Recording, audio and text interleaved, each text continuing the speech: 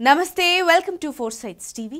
సిద్దిపేట జిల్లా మిరుదొడ్డి మండలం ఆల్వాల గ్రామంలో గత రాత్రి దుండగులు తాళం వేసిన ఇండ్లలో చోరీకి పాల్పడ్డారు.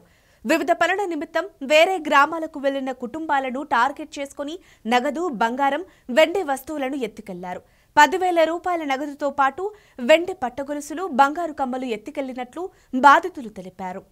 దొంగతనం సమాచారంతో ఎస్ఐ నరేష్ ఆధ్వర్యంలో క్లూస్ టీం, డాగ్ స్క్వాడ్ ఆధారాలు సేకరించారు.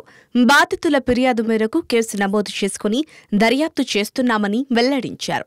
ఒకే రోజు గ్రామంలోని 3 ఇండ్లలో దొంగతనం జరగడంతో గ్రామంలో భయాందోళన పరిస్థితి నెలకొంది. వెంటనే దొంగతనానికి పాల్పడిన దుండగులను పట్టుకుని కఠినంగా శిక్షించాలని గ్రామస్తులు కోరుతున్నారు.